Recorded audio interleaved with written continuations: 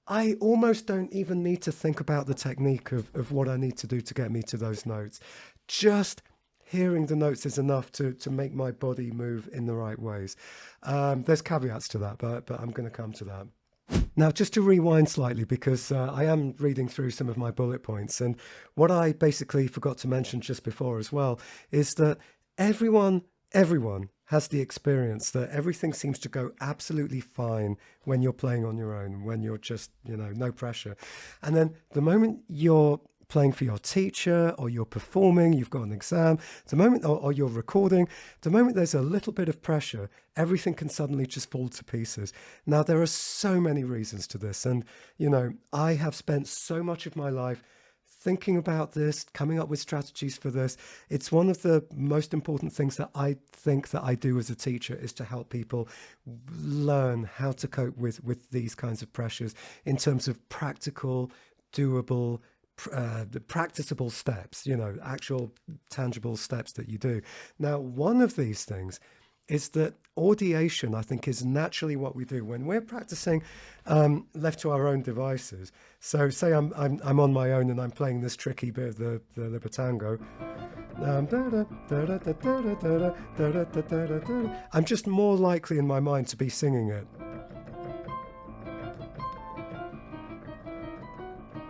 And, bearing in mind that I'm under pressure, what pressure does, I think, is it takes away that natural thing that we're just going to be listening to everything and singing it in our minds. And what tends to happen when we feel under pressure is we start to become more visual.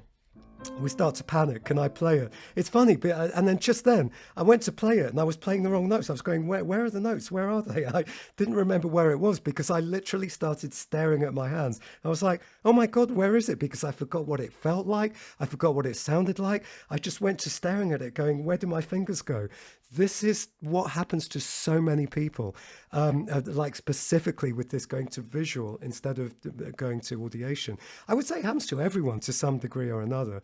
And if we don't practice the opposite, if we don't actually practice in our practice time, being able to go da da da da da da da da da da, hang on, da da da da da da da da da da da da da da, and very consciously, very, very consciously, even to the point where I'm singing out loud. I did a previous video not that long ago where I talk about how important it is to sing out loud for this reason, because it's a test of, are you actually hearing it in your mind? If you can't sing it out loud, it's a sign that you can't hear it in your mind. And then what so many people do under pressure is they'll go, oh my God, I've got to get all these notes right. And they'll stare and they'll be like,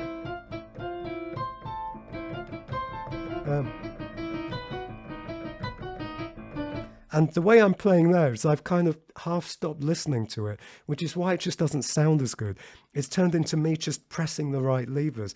So not only does it not sound that musical, but we feel like a lot more weight on our shoulders. We feel a lot more under pressure. And then very, very quickly, we lose our ability to feel our way around everything. We don't hear it. And then we'll quickly start just playing the wrong notes. So, bear in mind that I think that not just for jumps, but for playing in general under pressure, this is such a useful thing to be able to practice this audiation. I could talk way more about this, but I'm going to try to not go down all the rabbit holes. So very, very strongly linked to all of that, because I kept talking about the importance of feeling everything. There's a word that I use over and over again with my students. I just nag them about it every single lesson. It's so important. But not only with my students, but with me as well, because I find that the more that I consciously practice this, the better that I get and the quicker I learn stuff. This word is interoception. Interoception. So it's like the opposite of extraception. Extraception is the awareness of everything going on outside of our bodies. So this would be like vision. This would be the hearing of everything going on outside. It's the outside world. Interoception is the physical felt sense through the senses of what is going on inside the body. And this is not thinking about what's going on inside the body. Thinking and labeling is a completely different thing. It's the direct sensory experience of what is going on inside the body. So, for example, if I decide that I want to play a C major chord in my right hand, okay, so apologies there because I just realized that my piano had stopped recording sound. So sorry if some of the playing sounded really awful there. Anyway, I've got the recording back.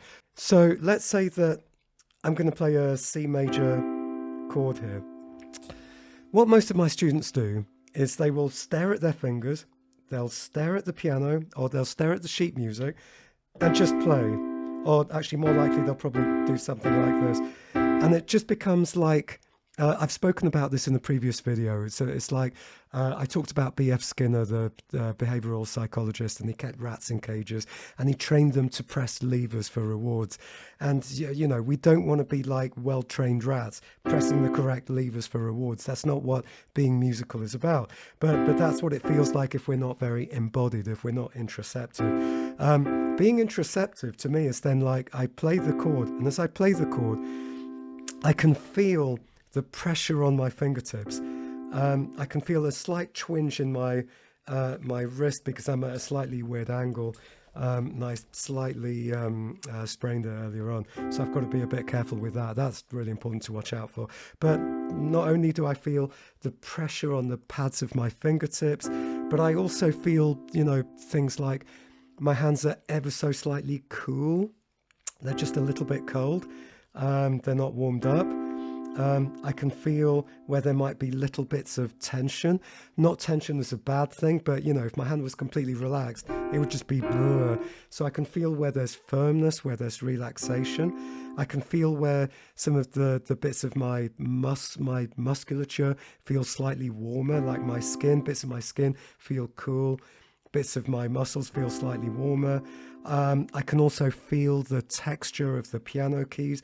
I can feel they're relatively smooth, although I can feel the texture isn't completely smooth. There's a little bit of texture on them. I can feel that it's not like ice. It's like that there's a little bit of friction, and it changes depending on what piano you're playing on. I can feel the some of the keys that I'm not playing, like my thumb is playing middle C, but D isn't being played. I can feel the texture of this key against my thumb, and on and on and on and on and on. There's like literally an infinite amount of subtle, nuanced physical sensations that I can feel in my hand.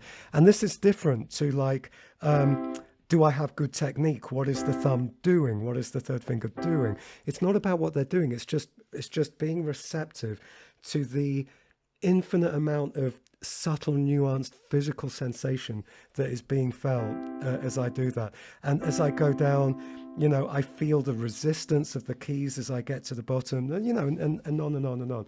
This is interoception. And interoception, it basically feels like you are in your body. So, you know, if I sort of relax, and by the way, you know, I'm really into Buddhism and meditation. And, you know, it's not a coincidence that so much of Buddhism and meditation is about awareness of the body. And, you know, most meditation has somewhere at its core like a physical awareness of the breath.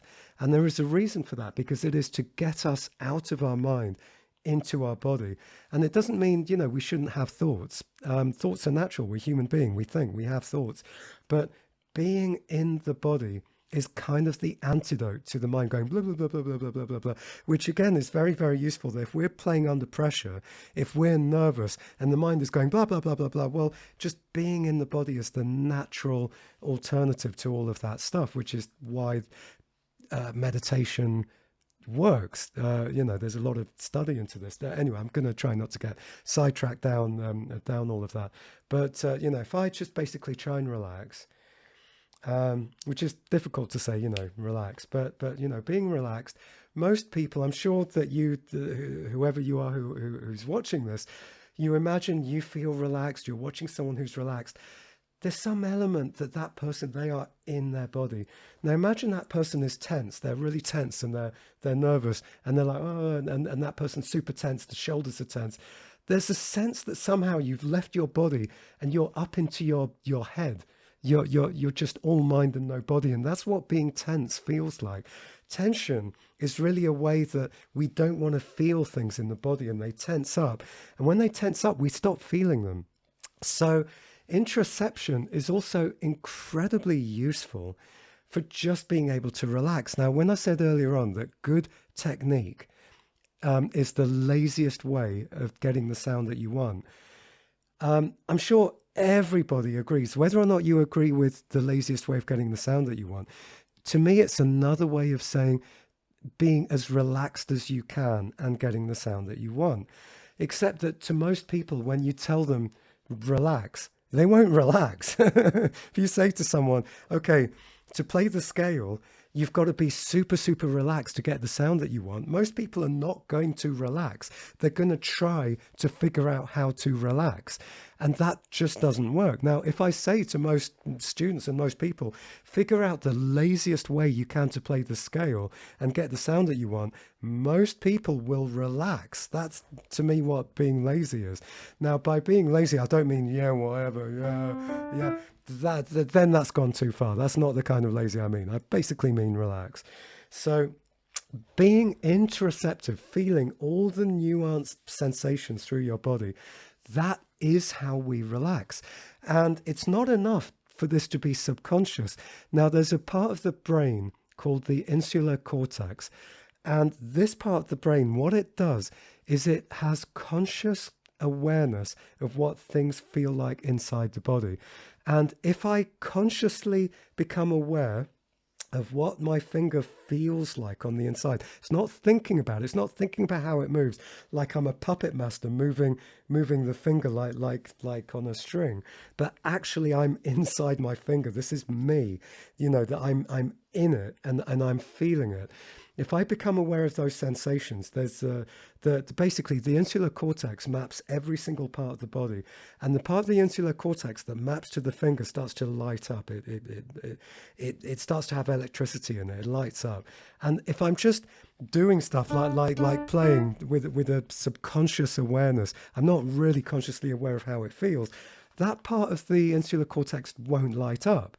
So, like with everything to do with the brain, the more we practice doing this, the easier it becomes. As they call it myelination. Is it myelination? Something like that, where it's like think of it like building a road. And if we play, and we generally tend not to consciously be aware of the sensations in our fingers and in our hands, that corresponding part of the insular cortex will be like the equivalent of a dirt path. Whereas if I practice, become aware of it every single day, it'll become more like a paved road, a bigger road, a highway or a motorway. This is what happens the more we practice using circuits in our brain. So, just because you're going to find this difficult doesn't mean that you shouldn't practice doing it. So, coming back to, let's say the Piazzolla, yeah, it's still recording, good, that I was playing before. It's really, really important as I play that for me to feel, not just hear, but if I'm just doing this like, I think a lot of my students would look like this. Everything would be quite over firm, over tense.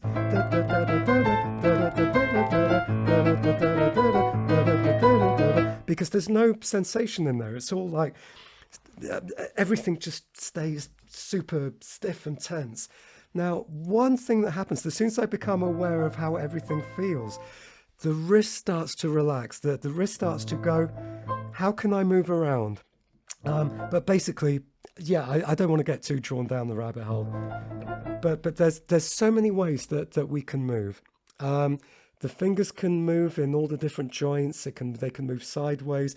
The thumb also has the same amount of joints. The wrist moves in many different ways. The elbow. There's so many different ways of moving. And when I'm learning a piece of music, not only do I want to imagine the sound, and not only do I want to really sort of lean into how everything feels, but the more I can lean into how everything feels, I can explore all the different combinations of how all the different joints and muscles move. And without a physical, interoceptive felt sense of how everything feels, it's it's it's just it's not going to be intuitive, and you're not going to get that full wealth of the way that everything moves. The more interoceptive that you get, the more you'll find that the body just starts to have its own intelligence, that there are ways that it knows will work the best. But you should experiment anyway. And also when I'm learning something, that the physical sensation,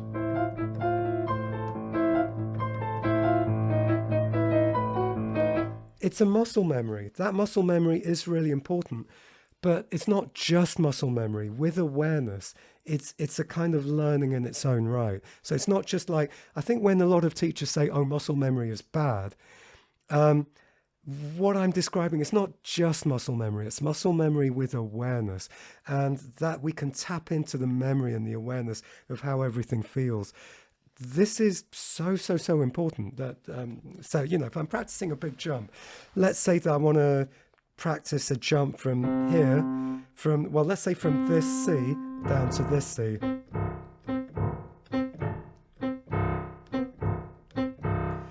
Most people, when they're jumping, they will just be mostly visual and just try and do this visually. But, a lot of the time, if I'm playing other stuff with the other hand and I'm in the middle of stuff, that's too much effort. And like I said before, if I'm not strongly hearing that note, I have to strongly hear that note, but that's not enough. If the more I practice it over and over again, it's more important that I start to learn the feeling, the physical sensations of getting from here to here. I start to learn the physical sensation so that with each time that I do it, I adjust each time. It's like a lot of psychologists study throwing basketballs and getting it in the hoop. And it's like each time that we throw it and it doesn't go in, we go, okay, that's what it felt like to do it that time.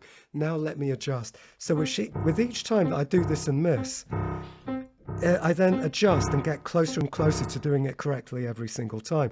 But I have to feel it. I have to feel it in my whole arm. As my whole arm moves backwards and forwards, I learn the feeling of that jump. And I think that most of my students, if they're honest, are not learning feelings.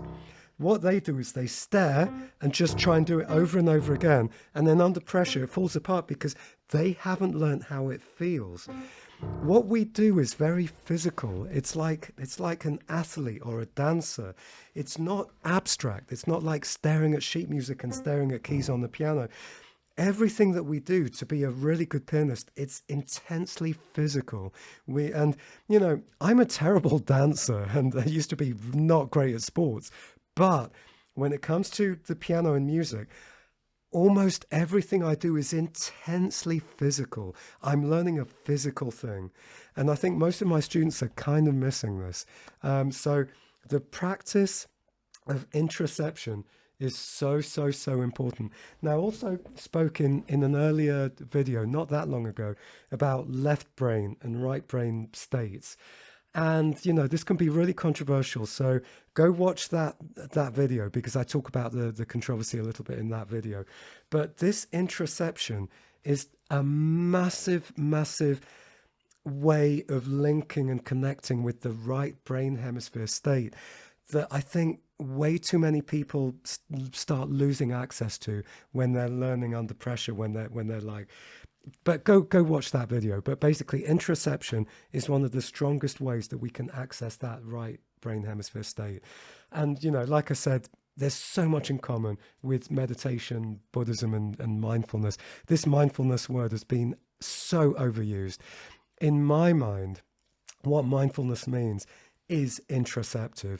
And I think so many people really misunderstand what mindfulness means. But these are powerful states. So, I'll try not to go too much down the rabbit hole of this, but, something else I want to point out about this right brain hemisphere state of interoception. Have you ever watched very, very young kids on YouTube playing unbelievably difficult stuff just so naturally, so musically, and sort of ask yourself, how is it that young kids can do that? And most adults who are learning just find that so difficult.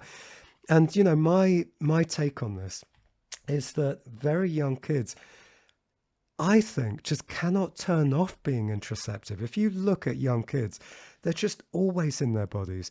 They literally cannot focus in a way that adults can focus. They cannot over focus on something to the point where they no longer feel their bodies anymore. That's an adult thing. That's something that we do when we start to become like 13, 14. But before that age, most kids find it very, very difficult to focus on something so much to the point that they're not feeling their bodies. So when young kids, very young kids, 3, 4, 5, learning piano, violin, whatever it is, they are always feeling everything in their bodies. That's how they get to be so good so quickly. So as adults, we can choose to practice at the piano, practicing interoception, and I guarantee you that if you do this, you will significantly speed up your ability to learn. And it's not just the interoception of your fingers and your hands and your arms, but it's also the interoception of your whole torso, because whatever you're playing, like, and I've talked about this in a previous video to do with tension and release, what is it to play something musically with feeling and expression?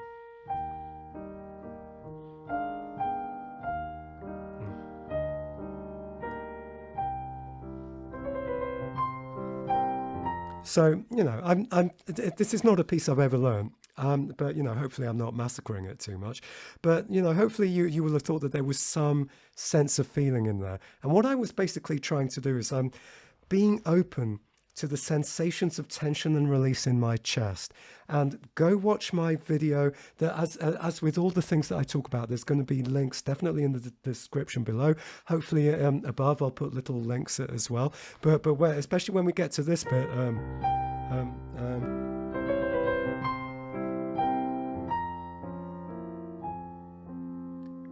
So what I think is happening there, that to a lot of people is very subconscious.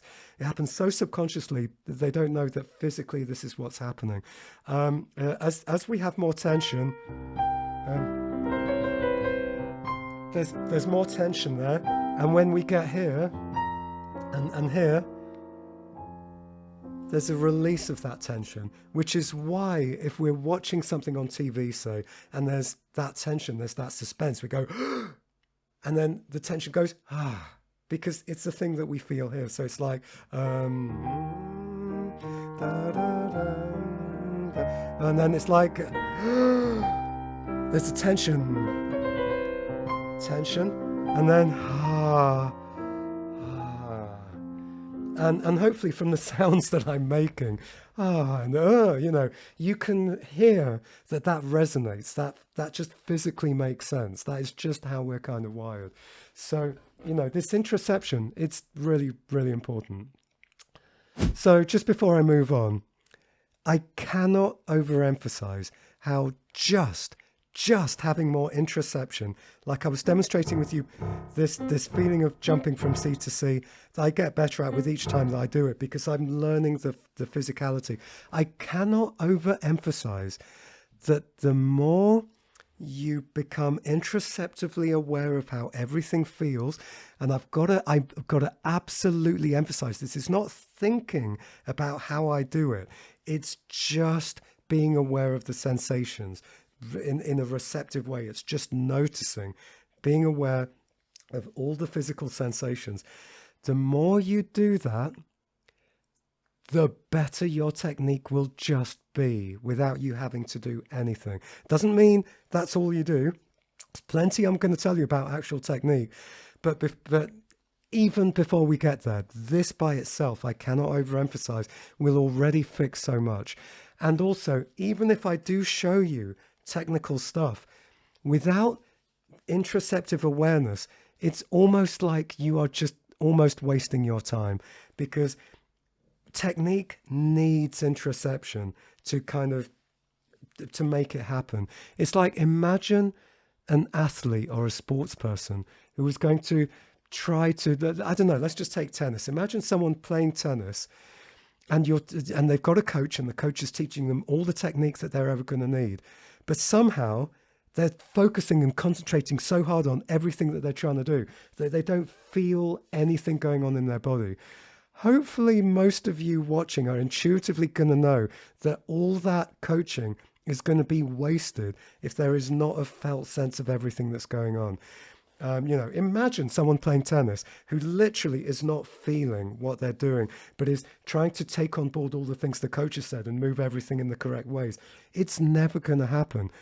Why would the piano be any different? And yet most people come to it like a thing that is a very abstract intellectual thing, and it's not. It's a physical thing like playing tennis, Anyway, so one of the reasons for that, imagine you're playing tennis.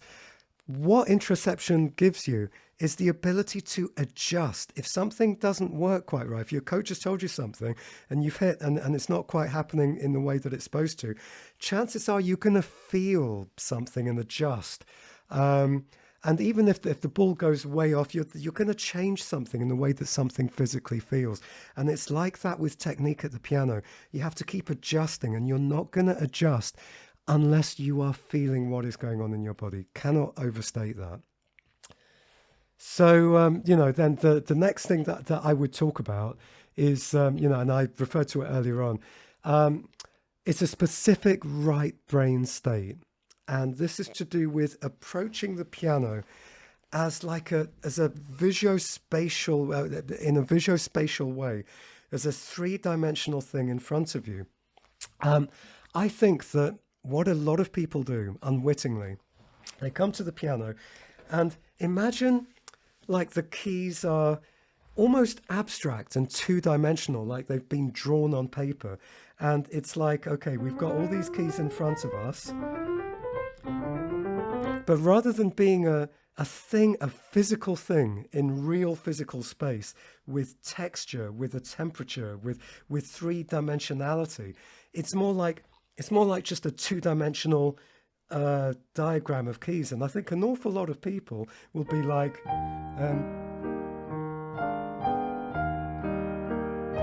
as if they are visualizing a map. It's like a map of the keyboard that's in two dimensions, and they're placing their fingers in the right places on this map of the keys without any sense of the physicality of it, of feeling it, and also without any sense that this is a three-dimensional object in front of them.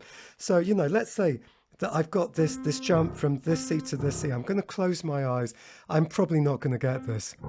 Oh, I'm pretty close. Oh, I'm so close. I keep playing D instead.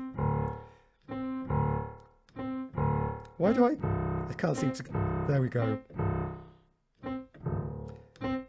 Right. Now, if I was just conceptualizing the piano as like a two-dimensional map, I'd have to open my eyes, look, and then basically place my finger onto that note. I look, I go, that's where the map is, and then I move my finger there. But what I was doing... Oh, no, I've gone too far. There we go.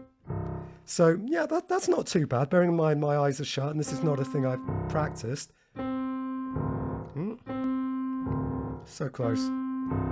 What I'm basically doing, here's this three-dimensional object. It's not just a map of keys. It's a thing, and I'm going from here to here in this three-dimensional thing here in front of me. This is going to help your playing so much, your jumps. Back down. It does help to look, but it's not just getting my finger to the correct point on the map.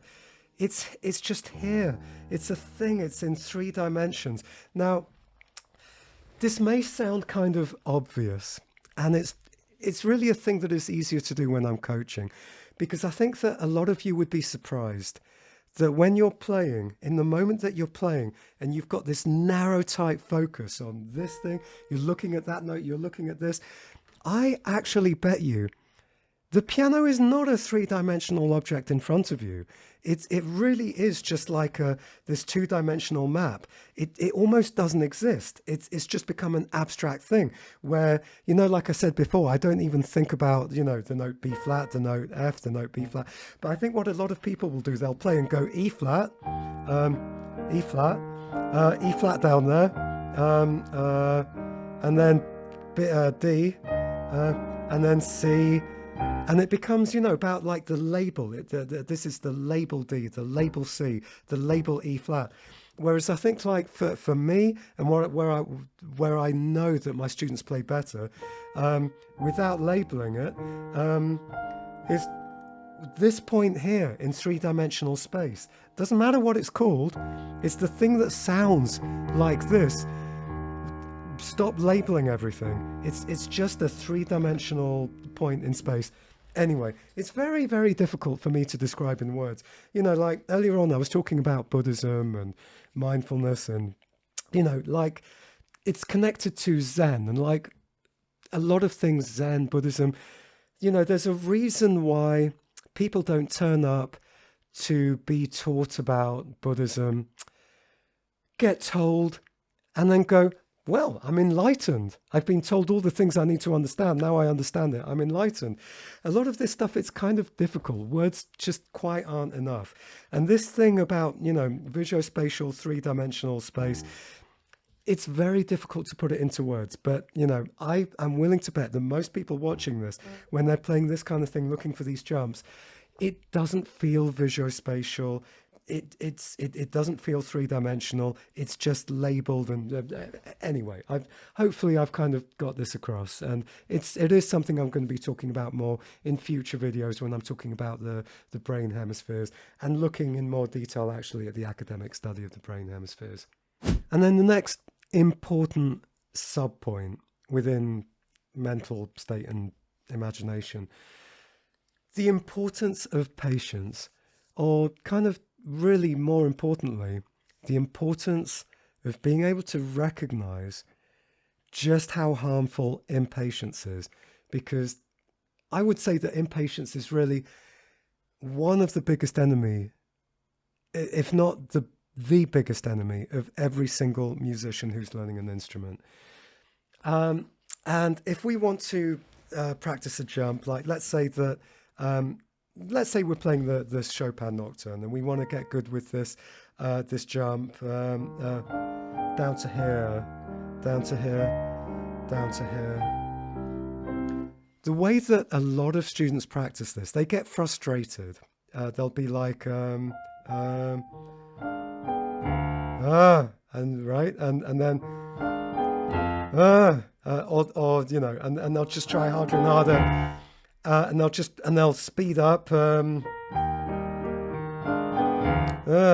I mean, I'm sure some of you will kind of relate to this, and there are varying degrees of this. But what tends not to happen is for people to go, okay, let me just work this out. The very last note that I played is this, and I'm going down there. So I just need to practice getting from here to here. So I'm going to slow down, I'm going to go slowly, and I'm going to get very interoceptive. I'm going to feel what it feels like to go down slowly, and I'm going to really listen to it. And then now I can go, and then go.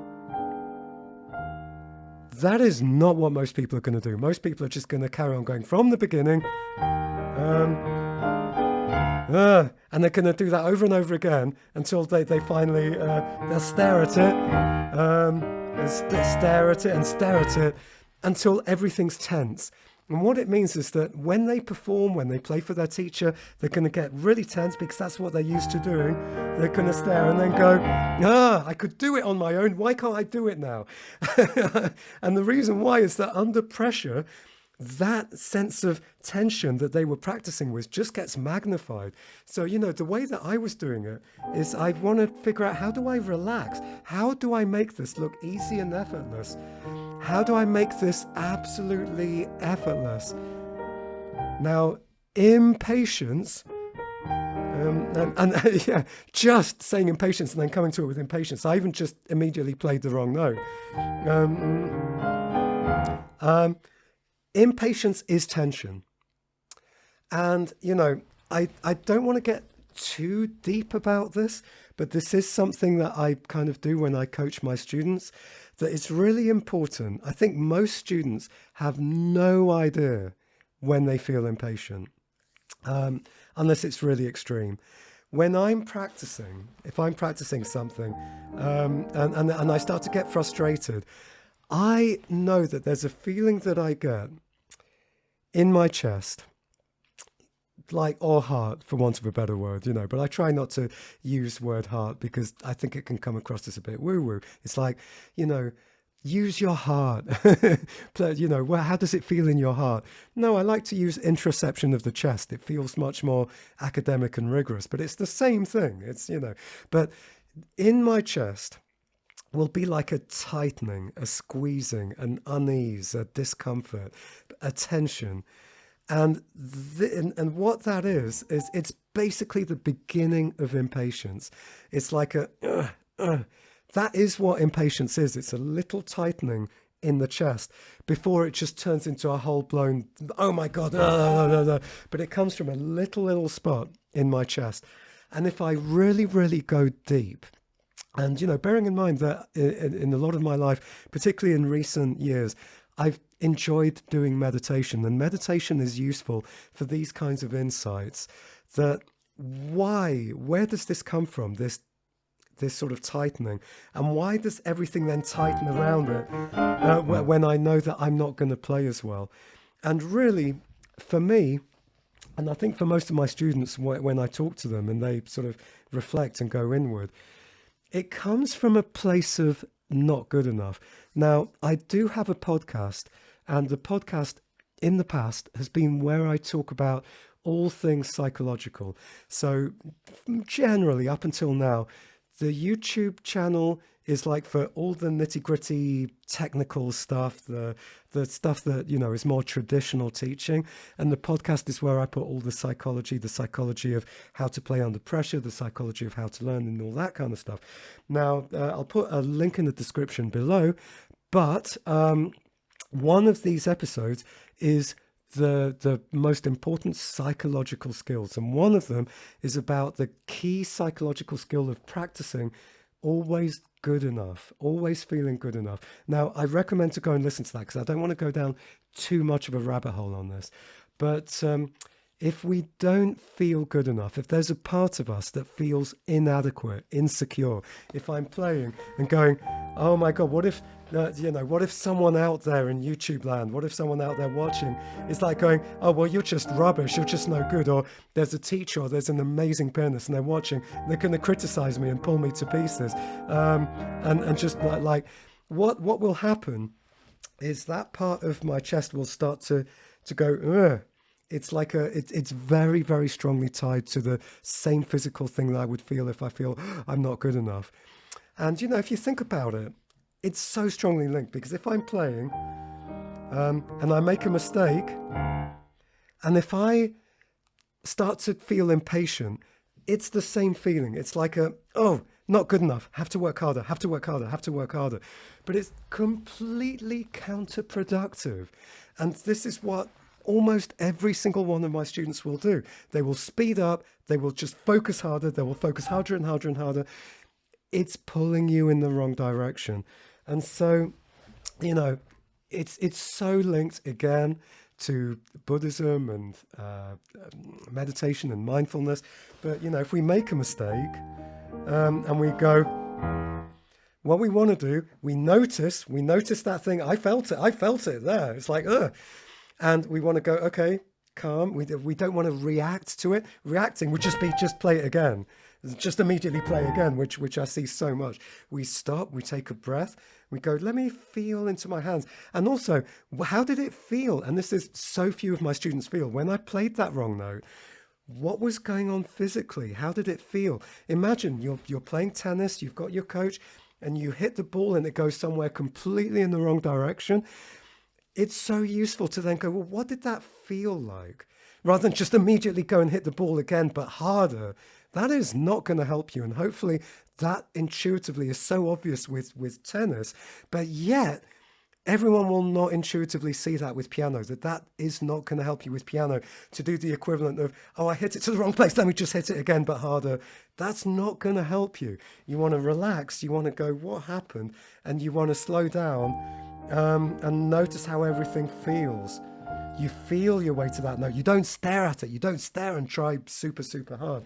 So, hopefully you can see why patience is so important. It's not just like a platitude. It's not just like, yeah, just be patient. I'm talking about the sensation in your chest and how you react to it when you make mistakes, and to be relaxed in that part of your chest and not react. And it's okay. It's okay to make mistakes and go, as long as you just let it go, be aware of it. And that's the thing. If you do not realize what that very beginning of that sensation of impatience feels like in your chest, if you don't know that physical sensation, you're just going to blindly be driven by it and then just go, just do the equivalent of just smash the hell out of everything with your tennis racket. So that awareness of what does impatience feel like in your body, this is so useful. So just some food for thought with that one, right? So actually, what I was hoping to do was to record the entire tutorial, but I think what I've realized is that I've got to actually do this in chunks. So I'm going to leave it there for this particular tutorial. But, we've got a load of stuff to talk about, like the next part that I wanted to get to is on the physical techniques of exactly how do we move? What are all the actual, how can we break this down? Physically, how do we move our wrist? How do we practice jumps to become better at them? But, I'm really going to get to all the nitty gritty of exactly, how I recommend that we move, all the different ways we can move, the ways that we can break it down. And also I'm going to talk about octaves. And but I will, in the description below, leave rough notes of the kinds of things I'm going to talk about in the future videos. So I know that a lot of you are going to be like, well, I wanted actual, hard stuff of what do I do? But, I cannot overemphasize that this is so useful if you actually practice this. Yes, it's not enough on its own. And, this is not all of it. I am going to give you the nitty gritty stuff of how you can do ridiculous jumps and get this up to scratch. Flawlessly, musically, very, very difficult list and all that kind of stuff. But to be continued. So please do subscribe if you want to know when the future videos are going to come out, not just for this but all the other tutorials. And I've got lots of reviews coming up as well. I'm reviewing syllabuses to do with electric keyboard, to do with jazz, also going to be doing tutorials on rock and pop, and so much stuff. But anyway, if you enjoyed this and found this useful, please do click on like and all the other blah blah blah stuff that helps the channel keep going. I've just bought new lights because this is the third time that I tried recording this particular tutorial. The last one, my light broke, so I finally got some more decent lights this time. So, your support is really appreciated. I do at the moment have space in the studio teaching online for more students. I've got a little bit of space left. If you're interested in becoming a student, there'll be a link below for how to contact me. Basically, yeah, go do some more practice or watch more of my videos, and take care. Goodbye. See you for at least the next video in this series on leaps and jumps. If not other videos, take care. Goodbye. Take care.